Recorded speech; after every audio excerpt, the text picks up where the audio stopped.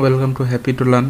Happy টু লার্নে আজকে আমরা জিওটেকনিক্যাল ইঞ্জিনিয়ারিংয়ের একটা মডিউল এখানে আমরা আলোচনা করব।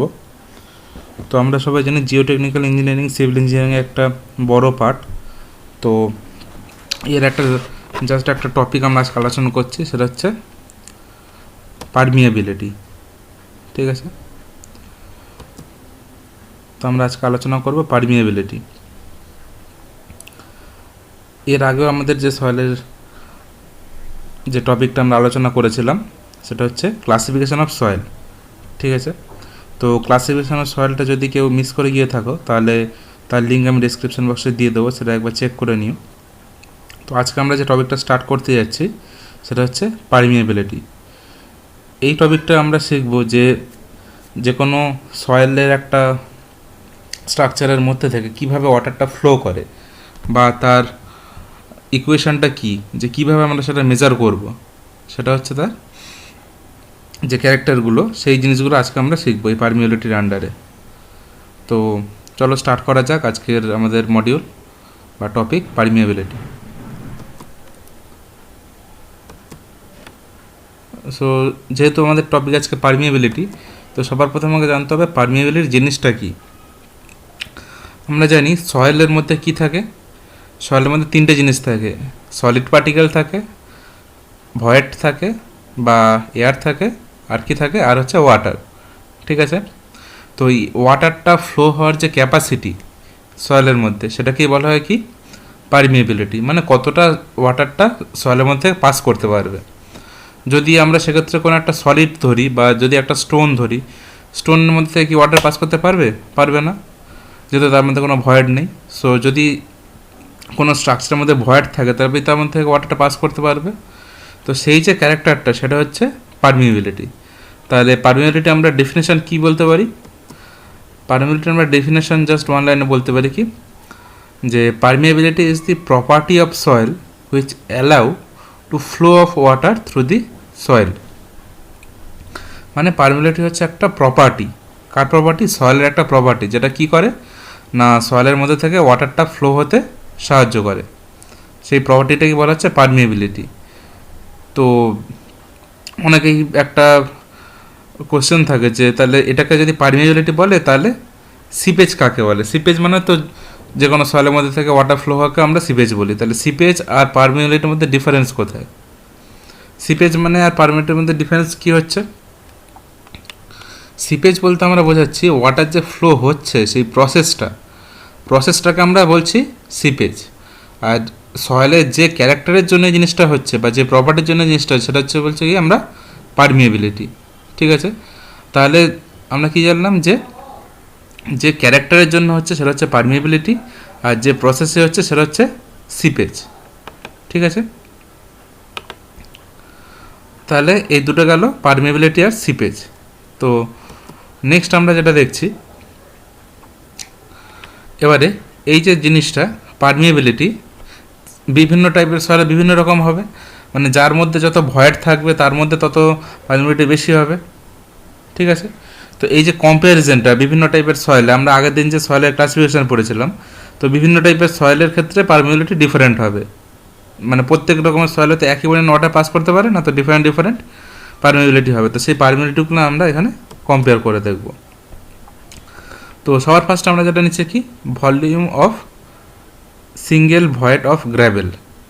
মানে যদি আমরা গ্র্যাভেল নিই, গ্র্যাভেলটা তো ওয়ান টাইপ অফ সয়েলের মধ্যে যদি আমরা ধরি ক্লাসিফিকেশনের মধ্যে, গ্র্যাভেল যেটা 4.75-এর উপরে। তো গ্র্যাভেলের ক্ষেত্রে আমরা ধরছি কি যে কোনো পাথর যদি আমরা কিছু নিই, বেশ কিছু যদি পাথর নিই, তার মধ্যে যে ভয়েড তৈরি হবে তার ভলিউমটা কি হবে? সেম পরিমাণ যদি আমরা ক্লে নিই বা মাটি নিই তার ভয়েডের থেকে বেশি হবে। মানে সাপোজ যদি আমরা এক মুঠো পাথর নিই আর এক মুঠো যদি মাটি নিই, তাহলে দুটোর মধ্যে ভয়েড কোনটায় বেশি থাকবে? অবশ্যই গ্র্যাভেলে বেশি থাকবে। ঠিক আছে, এই জিনিসটা থেকে আমরা কি প্রমাণ করতে চাইছি? এই জিনিসটাতে আমরা দেখতে চাইছি যে কোন টাইপের সয়েলে পারমিয়াবিলিটি বেশি হয়, কোন টাইপের সয়েলে পারমিয়াবিলিটি কম হয়, সেটার জন্য আমরা এই কম্প্যারিজনটা দেখছি। তো ফার্স্ট আমরা কী বললাম, volume of single void of gravel. মানে যদি একটা যে আমার ভয়েড, মানে দুটো পাথরের মধ্যে যদি দেখি, দুটো যদি পাথর নিই আমি, গ্র্যাভেল নিই, তাহলে মাঝখানে একটা গ্যাপ তৈরি হবে। সেই যে গ্যাপের পরিমাণটা অবশ্যই দুটো সয়েল পার্টিকেলের মধ্যে গ্যাপের পরিমাণের থেকে বেশি, সেই জন্য এটা কি গ্রেটার দেন ক্লের থেকে। আবার আমরা কি বলতে পারি, total number of voids in a clay, সেটা কার থেকে বেশি, total number of voids in gravel, মানে মোট যে ফাঁকা জায়গার সংখ্যা, মোট যে ফাঁকা জায়গার সংখ্যা তার পরিমাণটা একটা নির্দিষ্ট পরিমাণ সয়েলের, সেটা কি সেই নির্দিষ্ট পরিমাণ গ্র্যাভেলের সংখ্যার থেকে বেশি। তার মানে এটা কি, যদি এখানে সেই সেম জিনিস, যদি আমরা এক মুঠো মাটি নিই, তার মধ্যে যতটা পরিমাণ ভয়েড থাকবে, ফাঁকা জায়গা থাকবে, তার থেকে এক মুঠো যদি আমরা পাথর নিই, তার ভয়েডের পরিমাণটা কম থাকবে বা সংখ্যাটা কম থাকবে, ঠিক আছে, কিন্তু তার সাইজটা অবশ্যই বেশি থাকবে, সাইজটা অবশ্যই বেশি থাকবে, ঠিক আছে। তো যেটা আমরা বলছিলাম যে যদি টোটাল নাম্বার অফ যে সংখ্যাটা, ভয়েডের যে সংখ্যাটা, এক মুঠো মাটির মধ্যে যা থাকবে ভয়েডের সংখ্যা, তার থেকে এক মুঠো পাথরে তার থেকে সংখ্যায় কম থাকবে ভয়েডটা, মানে ছিদ্রের পরিমাণটা সংখ্যায় কম থাকবে, ঠিক আছে। নেক্সট এখান থেকে আমরা কী বলতে পারি, নেক্সট আমরা এখান থেকে বলতে পারি, এবারে আমরা যে টোটাল নাম্বার অফ ভলিউম ধরি, বা টোটাল যে ভলিউমটা, মানে এটা তো গেল আগেরটা আমরা কি দেখলাম যে ভয়েডের সংখ্যাটা, যে কতগুলো সেখানে ছিদ্র আছে বা কতগুলো ভয়েড আছে তার সংখ্যাটা। এবার আমরা দেখছি ভলিউমটা, সেই ভলিউমের পরিমাণও কিন্তু ক্লেতে বেশি, টোটাল যে ভয়েডের সংখ্যা বা ভলিউম সেটা কিন্তু গ্র্যাভেলের থেকে অবশ্যই ক্লেতে বেশি। তাহলে এটাই নিশ্চয়ই হওয়া উচিত যে ভয়েডের সংখ্যা যেহেতু বেশি, তাহলে মাটির মধ্যে জল দিলে খুব তাড়াতাড়ি সেটা সিপেজ হয়ে যাবে, তাই তো। কিন্তু যদি আমরা একটা এক্সাম্পল নিয়ে দেখি, এটা আমরা দেখছি একটা মাটি ভর্তি জার, ঠিক আছে, যার নিচটা ফাঁকা, তাহলে এটা কি bottom open glass jar full of clay. আরেকটা আমরা জার দেখছি, সেটা হচ্ছে bottom open glass jar full of gravel, তাহলে একটার মধ্যে গ্র্যাভেল আছে, একটার মধ্যে মাটি আছে। এবারে দুটোর মধ্যে আমি জল দিচ্ছি, কোনটা থেকে জল তাড়াতাড়ি নিচে নেমে যাবে? আমরা যদি টেস্টটা করি তাহলে দেখতে পাবো অবশ্যই কিন্তু এই যে গ্র্যাভেল আছে এখান থেকে জলটা কিন্তু খুব তাড়াতাড়ি নিচের দিকে পাস করে যাবে আদার দ্যান এই সয়েলের মধ্যে থেকে। তার কারণটা কি, সয়েলে তো আমার ভয়েডের পরিমাণও বেশি আছে, টোটাল ভয়েডের ভলিউমটাও বেশি আছে, এখানে ভয়েডের পরিমাণ কম আছে সয়েলের থেকে, তাহলে কেন এইটায় খুব তাড়াতাড়ি জলটা সিপেজ হতে পারছে বা বেরিয়ে যেতে পারছে? তার কারণটা কি? তার কারণ হচ্ছে এইখানে ইন্টারলিঙ্কড ভয়েড আছে। ইন্টারলিঙ্কড মানে কি, এইখানে একটা যে ভয়েড তৈরি হয়েছে তার নিচের যে ভয়েডটা এর সাথে কানেক্টেড আছে, আবার তার নিচের যে ভয়েড এর সাথে কানেক্টেড আছে, এইভাবে ইন্টারলিঙ্কড ভয়েডের পরিমাণটা এই গ্র্যাভেলের ক্ষেত্রে অনেকটাই বেশি আদার দ্যান ক্লে। ক্লেতে ভয়েড প্রচুর আছে, কিন্তু কী হয়েছে, ক্লেতে ভয়েডগুলো ইন্টারলিঙ্কড নয়, প্রত্যেকটা স্ক্যাটার্ড হয়ে আছে চারিদিকে। এই স্ক্যাটার্ড হয়ে থাকার জন্য জলটা কিন্তু খুব তাড়াতাড়ি সিপেজ হতে পারছে না নিচের দিকে। যদি এটা ইন্টারলিঙ্কড হতো তাহলে খুব সহজে এখান থেকে বেরিয়ে যেত, যেহেতু এর ভয়েডের সংখ্যাটা বেশি বা ভয়েডের ভলিউমটা বেশি। কিন্তু যেহেতু এটা ইন্টারলিঙ্ক নয়, চারিদিকে ছড়িয়ে আছে, মানে সাপোজ এইখানটা একটা ভয়েড আছে, আমরা যে পয়েন্টার যেখানে দিয়ে আছে, সাপোজ এইখানে একটা ভয়েড আছে, আবার এইখানে একটা ভয়েড আছে, দুটোর মধ্যে কোনো লিঙ্ক নেই, তাহলে তাড়াতাড়ি জলটা আমাদের সিপেজ হতে পারছে না। কিন্তু গ্র্যাভেলের ক্ষেত্রে কি দেখছি, এইখানে একটা ভয়েড আছে, তার সাথে লিঙ্কড হয়ে এখানে একটা আছে, তার সাথে এখানে একটা আছে, তাহলে কি এই যে ইন্টারলিঙ্কড ভয়েডের জন্য জলটা কিন্তু তাড়াতাড়ি নিচের দিকে ফ্লো করতে পারছে, ঠিক আছে। তাহলে এখান থেকে আমরা কী কনক্লুশনে আসতে পারি, এখান থেকে আমরা কনক্লুশনে আসতে পারি as there are more interconnected void in gravel jar, so water is flowing through it very fast than clay, মানে ক্লের থেকে তাড়াতাড়ি জলটা এখান থেকে বেরিয়ে যাবে। তো এখান থেকে আমরা কী বুঝতে পারি, so we can conclude that coarse grained soil is more permeable than fine grained soil. coarse grained soil কিন্তু ফাইন গ্রেন সয়েল যেটা তার থেকে বেশি পারমিয়েবল, বা ক্লে যেটা সেটা গ্র্যাভেলের থেকে কম পারমিয়েবল, গ্র্যাভেলটা এর থেকে বেশি পারমিয়েবল। যদিও আমার ফাইন গ্রেনটা আমার ভয়েডের পরিমাণ বেশি, কিন্তু কোর্স গ্রেনটা কিন্তু পারমিয়েবল বেশি। তার কারণটা কি, ক্রস গ্রেনের মধ্যে ইন্টারকানেক্টেড ভয়েডের পরিমাণটা বেশি থাকে। এবারে আমরা এই ডার্সিস লটাকে জেনে নেব। ডার্সিস ল জিনিসটা কি? তো ডার্সিস ল জানার আগে আমার যেটা জানতে হবে সেটা হচ্ছে হাইড্রোলিক গ্রেডিয়েন্ট। হাইড্রোলিক গ্রেডিয়েন্টটা কি, আমরা এখানে হচ্ছে একটা সয়েল আমরা স্যাম্পেল আছে এখানে, ঠিক আছে। এবারে এই যে সয়েল স্যাম্পেলটা, এদিক থেকে আমরা ওয়াটারটাকে এদিকে ফ্লো করাচ্ছি, এটা এ পয়েন্ট, এটা বি পয়েন্ট। এবারে এইখানে যদি আমরা দুটো পয়েন্টের দুটো আমরা পিজোমিটার বসিয়ে দিই, এখানে যদি আমরা পিজোমেট্রিক টিউব বসিয়ে দিই, তাহলে আমরা কি দেখতে পাবো, এইখানে যে জলের হাইটটা ছিল, প্রেশার হেড ছিল, এই হেডটা কিন্তু অনেকটা কমে গেছে। ঠিক আছে, এন্টার করছিল যেই হেড নিয়ে, তারপরে কিন্তু একটা টাইম পর জিনিসটা হেডটা কমে গেছে বা একটা হেড লস হয়েছে।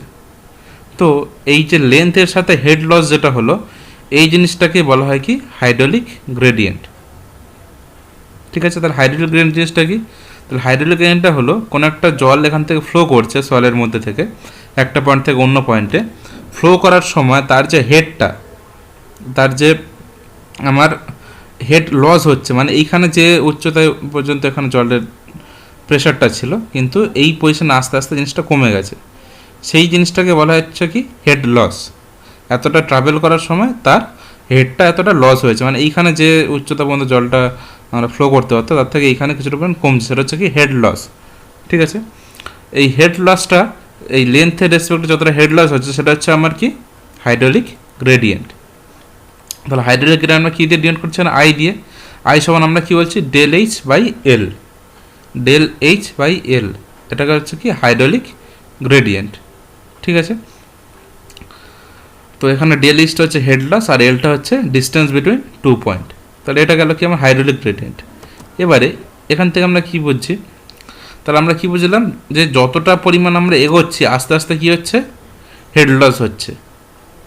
ঠিক আছে, এইবারে এই যে হেড লসটা এটা কিসের রেসপেক্টে হচ্ছে, ভেলোসিটির রেসপেক্টে হচ্ছে। তো এই যে হাইড্রোলিক গ্রেডিয়েন্ট, যত আমরা জিনিসটাকে ফ্লো করাবো, যত আমরা ওয়াটারটাকে ফ্লো করাবো, তত কি হবে, আস্তে আস্তে এই হাইড্রোলিক গ্রেডিয়েন্টের পরিমাণটা বাড়তে থাকবে। কার সাথে ডিপেন্ড করে, ভেলোসিটির সাথে ডিপেন্ড করে। তো ভেলোসিটি যত আমরা বাড়াবো, জলের পরিমাণটা যত বাড়াবো, হাইড্রোলিক গ্রেডিয়েন্টও কিন্তু তত বাড়তে থাকবে। যত ভেলোসিটি বাড়বে হাইড্রোলিক গ্রেডিয়েন্ট বাড়তে থাকবে। ঠিক আছে, কিন্তু তার একটা লিমিটেশন আছে, কারণ বিভিন্ন টাইপের সয়েল বিভিন্ন রকম হয়। তো সেই জিনিসটা আমরা একটা গ্রাফে প্লট করছি। ঠিক আছে, তো গ্রাফে যদি আমরা প্লট করি কি দেখতে পাচ্ছি, আমরা এক্স অ্যাক্সিসে নিচ্ছি হাইড্রোলিক গ্রেডিয়েন্ট আর ওয়াই অ্যাক্সিসে নিচ্ছি ডিসচার্জ বা ভেলোসিটি। তো এই ডিসচার্জের পরিমাণটা হাইড্রোলিক গ্রেডিয়েন্টের রেসপেক্টে ডিফার করবে। এবারে এখানে আমরা তিনটে লেয়ার নিয়েছি, অ্যাকচুয়ালি লেয়ার নয়, গ্রাফটা প্লট করার পরে আমরা তিনটে পোর্শনে ভাগ করেছি। এই যে নিচের পোর্শনটা আমরা দেখছি একটা লিনিয়ার ইনক্রিজ করছে। ঠিক আছে, এই জিনিসটাকে বলা হয় ল্যামিনার ফ্লো। ল্যামিনার ফ্লো মানে কি, হাইড্রোলিক গ্রেডিয়েন্ট ইনক্রিজ করছে উইথ রেসপেক্ট টু ভেলোসিটি, মানে ভেলোসিটি যেরকম বাড়ছে তার রেসপেক্টিভলি হাইড্রোলিক গ্রেডিয়েন্টও বেড়ে যাচ্ছে।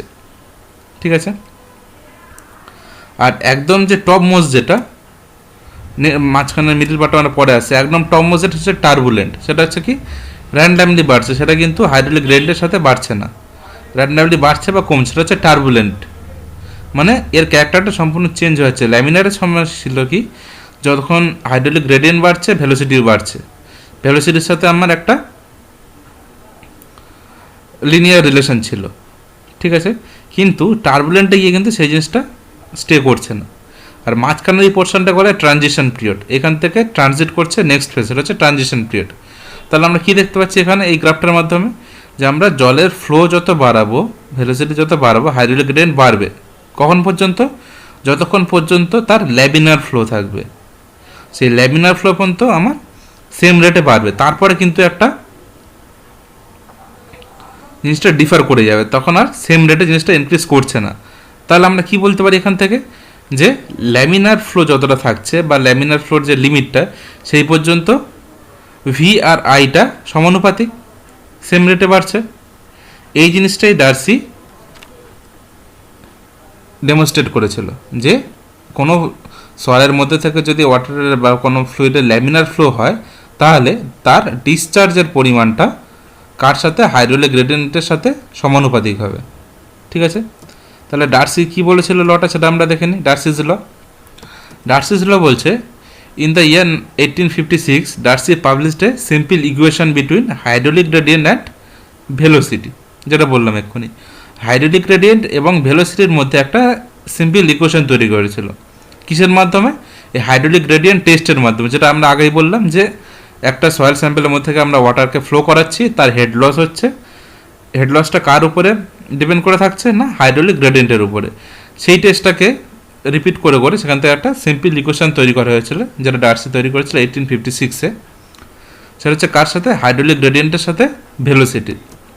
ঠিক আছে, তাহলে এটা কি ডেমনস্ট্রেট করা হয়েছে, Darcy's law demonstrate experimentally that for laminar flow condition, যদি কোনো ফ্লুইড ফ্লোটা ল্যামিনার ফ্লো কন্ডিশনে থাকে ইন এ স্যাচুরেটেড সয়েল, যেখানে সয়েলটা স্যাচুরেশন হয়ে গিয়েছে, মানে আর সেখানে কোনো স্যাচুরেশন কন্ডিশন নেই, হোয়াইটগুলো ফিল আপ হয়ে গিয়েছে, that the rate of flow or discharge, যেটা ডিসচার্জ হচ্ছে ওয়াটারটা per unit time is proportional to hydraulic gradient, discharge proportional to hydraulic gradient. এটাই হচ্ছে ডার্সি এখান থেকে ইকুয়েশনটা তৈরি করেছিল। তাহলে আমরা সেটা কী বলতে পারি, ভি ভ্যারিজেস আই, আইটা হচ্ছে হাইড্রোলিক গ্রেডিয়েন্ট, ভিটা হচ্ছে ডিসচার্জ। এখান থেকে আমরা এটাকে ইকুয়ালস টু সাইনে নিয়ে আসছি ভ্যারিয়েন্স থেকে, সেটা হচ্ছে কি একটা কনস্ট্যান্ট কে। এই কেটাকে কী বলা হবে, কেটাকে বলা হয় কোএফিসিয়েন্ট অফ পারমিয়েবিলিটি। ঠিক আছে, তাহলে কেটা এখানে হয়ে গেল কোএফিসিয়েন্ট অফ পারমিয়েবিলিটি। তাহলে ভি ভ্যারিসেস আই হলো, সেখান থেকে আমরা ইকুয়ালস টু কী করলাম, V equals two K I, কেটা হচ্ছে কোএফিসিয়েন্ট অফ পারমিয়েবিলিটি। তাহলে এটা গেল কি ডার্সিস ল। ঠিক আছে, এইবারে আমরা নতুন যে টপিকটা এখানে আলোচনা করছি ডার্সিস লর পর, সেটা হচ্ছে ডিসচার্জ ভেলোসিটি। এক্ষুনি আমরা যেটা করলাম সেটাকে ডিসচার্জ করেছিলাম, তাই তো। সেই ডিসচার্জ ভেলোসিটিটা আমরা কি বলতে পারি, ডিসচার্জ ভেলোসিটি যেটা আমরা ভি এক্ষুনি জানলাম, সেই discharge velocity is quantity of total water flowing through the unit time through a unit cross section area of soil at right angle to the direction of flow. মানে এটা কি, discharge velocity কি, একটা নির্দিষ্ট টাইমে একটা নির্দিষ্ট ক্রস সেকশনের মধ্যে থেকে যতটা পরিমাণ ওয়াটার ফ্লো করছে সেটাকে বলা হচ্ছে কি ডিসচার্জ ভেলোসিটি। কিন্তু এই ডিসচার্জ ভেলোসিটি আবার সিপেজ ভেলোসিটির সাথে কিছুটা ডিফারেন্ট। সিপেজ সমান আমরা কি জানতাম, যে ভয়েডের মধ্যে থেকে কতটা পরিমাণ জল যাবে, তাহলে ভয়েডের মধ্যে থেকে কতটা পরিমাণ জল যাবে আর টোটাল কতটা জল যাবে, দুটো নিশ্চয়ই একই নয়। সেই জন্য ডিসচার্জ ভেলোসিটি কি, ডিসচার্জ ভেলোসিটি হচ্ছে যে একটা নির্দিষ্ট টাইমে নির্দিষ্ট ক্রস সেকশনের মধ্যে থেকে কতটা ওয়াটার ফ্লো করলো, সেটা হচ্ছে তার ডিসচার্জ ভেলোসিটি। সেটা হচ্ছে কি কিউ বাই এ, এটা হচ্ছে ক্রস সেকশন এরিয়া, কিউটা হচ্ছে আমার ডিসচার্জ, এটা হলো ডিসচার্জ ভেলোসিটি। তাহলে সিপেজ ভেলোসিটিটা কি, সিপেজ ভেলোসিটি হলো, আমরা এখান থেকে সিপেজ ভেলোসিটিতে আসবো। সিপেজ ভেলোসিটি আমরা কি বলতে পারি, V equals to Q by A আমরা জানি, তাহলে এখান থেকে আমরা কী বলতে পারি, Q equals to A into V. ঠিক আছে, এখান থেকে আমরা একটা কন্টিনিউটি ইকুয়েশন নিয়ে চলে আসবো এই রিলেশনটা তৈরি করার জন্য সিপেজ ভেলোসিটি। সেটা আমরা কি করছি, কন্টিনিউশন আমরা কি আনলাম, A V equals to A small V into V সাফিক্সে এস। এটার মানেটা কি, এটা হচ্ছে an estimate of actual velocity VS refer to the seepage velocity can be made by considering the following equation. মানে নর্মাল বা অ্যাকচুয়াল ভেলোসিটি যেটা, সেটা সিপেজ ভেলোসিটি দিয়ে আমরা প্রকাশ করছি। সেটা কীভাবে করছি, area into velocity equals to, যেটা কিউ সমান ডিসচার্জ, দুটো ডিসচার্জকে আমরা সমান করেছি, মানে সিপেজ হয়ে যতটা ডিসচার্জ হচ্ছে আর টোটাল যতটা ডিসচার্জ হচ্ছে, মানে দুটো কিউকে ইকুয়ালস করলে আমরা কী পাবো, এ ইন্টু ভি, একটা হচ্ছে এ সাফিক্সে বি, ভি সাফিক্সে এস। এটার মানে এটা কি, এ সাফিক্সে ভি মানে এরিয়া অফ ভয়েড, কতটা ভয়েড আছে সয়েলের মধ্যে, আর ভি সাফিক্সে এস মানে ভলিউম অফ সলিড। ঠিক আছে, তাহলে সরি ভি সাফিক্স এস মানে সিপেজ ভেলোসিটি। তাহলে সিপেজ ভেলোসিটি কি, একটা সয়েল আমার সাপোজ আমরা এক মুঠো মাটি নিয়েছি, তার মধ্যে ভয়েড আছে, এবার তার মধ্যে যদি ওয়াটার ফ্লো করতে হয় তাহলে কী করতে হবে, সিপেজ হতে হবে। তাহলে সিপেজ কোথা থেকে হবে, নিশ্চয়ই ভয়েড থেকে হবে, টোটালটা থেকে হবে না। তখন আমরা কী করবো, টোটাল নিশ্চয়ই আমরা এরিয়া নেবো না, তখন আমরা কী নেবো, area of void into seepage velocity. তাহলে সেই পরিমাণ জলই নিশ্চয়ই সেই সয়েলটার মধ্যে পাস করবে। মানে একটা সয়েলের মধ্যে কত পরিমাণ ভয়েড আছে সেখান থেকে আমরা বুঝতে পারবো যে সয়েলটার মধ্যে কটা জল পাস করতে পারবে। সেই জন্য সেটা হচ্ছে কি area of void into seepage velocity. তাহলে এখানটা কী করছি আমরা, তো আমরা দুটো ডিসচার্জকে সমান করে দিয়েছি, মানে টোটাল ডিসচার্জ আর সিপেজ হয়ে কতটা ডিসচার্জ হয় দুটোকে আমরা সমান করে দিয়েছি। এখান থেকে আমরা কী বলতে পারি, এখান থেকে আমরা বলতে পারি যেটা আমরা টোটাল ডিসচার্জ, ডিসচার্জ সমান কি, ইকুয়ালস টু এ সাফিক্সে V by A into VS. মানে কি area of void divide by total area into seepage velocity. তাহলে area of void by total area সমান আমরা কি বলতে পারি, পোরোসিটি, যে কতটা ফাঁকা জায়গা আছে। তাহলে এটাকে আমরা কি লিখছি, এন, এন মানে কি পোরোসিটি। তাহলে ভেলোসিটি আমরা কি পাচ্ছি বা ডিসচার্জ সমান কী পাচ্ছি, যে total discharge through a soil equals to porosity into seepage velocity, মানে কতটা তার মধ্যে গ্যাপ আছে বা ফাঁকা জায়গা আছে ইন্টু তার সিপেজ ভেলোসিটি, এটা মাল্টিপ্লাই করলে তবে আমরা কি পেয়ে যাব, টোটাল আমার ডিসচার্জ। তাহলে একটা সয়েলের মধ্যে কতটা ওয়াটার পাস করে তার জন্য আমার কী জানতে হবে, যে সয়েলটার পোরোসিটি কী আছে ইন্টু তার সিপেজ ভেলোসিটি কত, মানে সেই ভয়েড থেকে কত পরিমাণ জল পাস করতে পারে। ঠিক আছে, তাহলে এখান থেকে আমরা কী পাবো, এনটা হচ্ছে আমার এখানে পোরোসিটি, এ ভিটা হচ্ছে আমার এরিয়া অফ ভয়েড, এটা হচ্ছে টোটাল এরিয়া, আর ভিটা হচ্ছে আমার ডিসচার্জ ভেলোসিটি। তাহলে কতটা ওয়াটার ডিসচার্জ করছে এটা সয়েলের মধ্যে কীভাবে জানছি, পোরোসিটি ইন্টু সিপেজ ভেলোসিটি। ঠিক আছে, তো এটাই ছিল আজকে আমাদের টপিক। তো যদি ভিডিওটি ভালো লেগে থাকে তাহলে অবশ্যই লাইক, কমেন্ট, শেয়ার করো, আর চ্যানেলে যদি নতুন হয়ে থাকো অবশ্যই চ্যানেলটিকে সাবস্ক্রাইব করে নিও। আর এই রিলেটেড আরও ভিডিও পাওয়ার জন্য বেল আইকনটি ক্লিক করে রাখো, তাহলে যখনই আমরা নতুন ভিডিও দেবো তাহলে তার নোটিফিকেশান সবার আগে তোমরা পেয়ে যাবে। আর জিও টেকনিক্যালের ফার্স্ট ক্লাস যেটা আমরা এখানে আপলোড করেছিলাম সেটা যদি কেউ মিস করে গিয়ে থাকো তার লিঙ্কও আমি ডিসক্রিপশানে দিয়ে দেবো, সেটা তোমরা চেক করে নিতে পারো। So thank you for watching.